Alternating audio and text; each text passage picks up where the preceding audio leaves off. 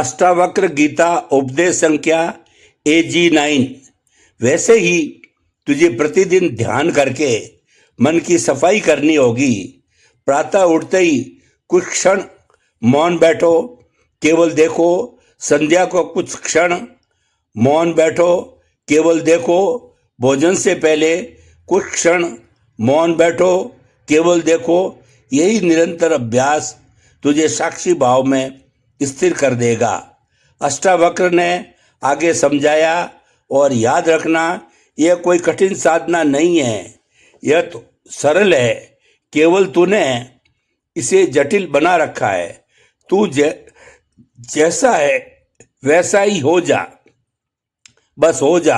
आकाश का दृष्टांत अष्टावक्र ने आकाश की ओर इशारा करते हुए कहा, इस आकाश को देखो।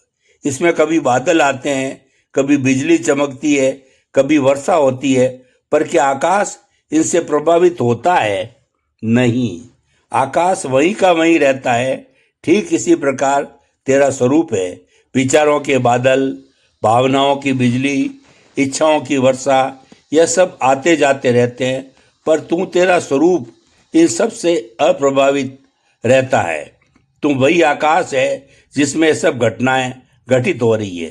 राजा जनक ने गहराई से सुना। उन्होंने महसूस किया कि जैसे कोई पर्दा उनकी आंखों से हट रहा हो।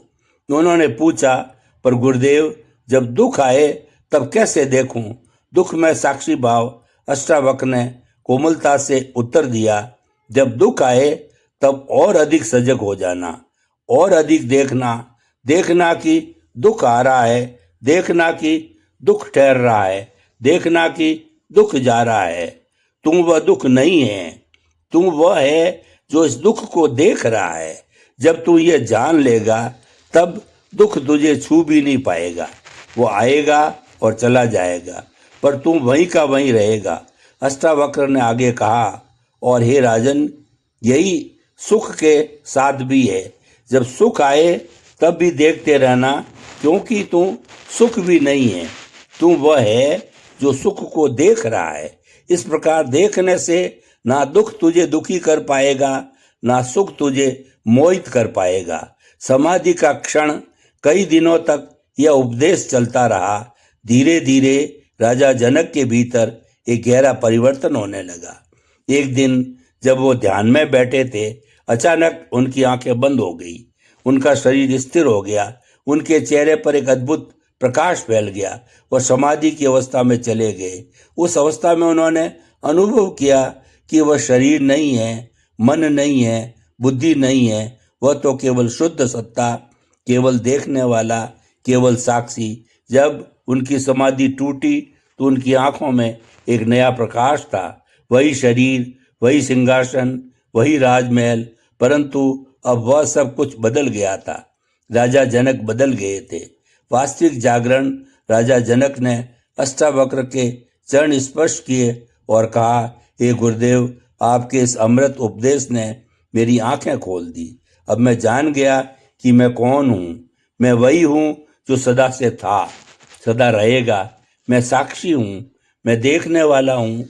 अष्टावक्र ने प्रसन्न होकर कहा, हे राजन, अब तुम सच्चे अर्थों में सम्राट हो। अब तुम्हारा ज्ञान स्थिर हो गया है। अब तुम्हारा कोई शत्रु नहीं है, कोई बंधन नहीं है।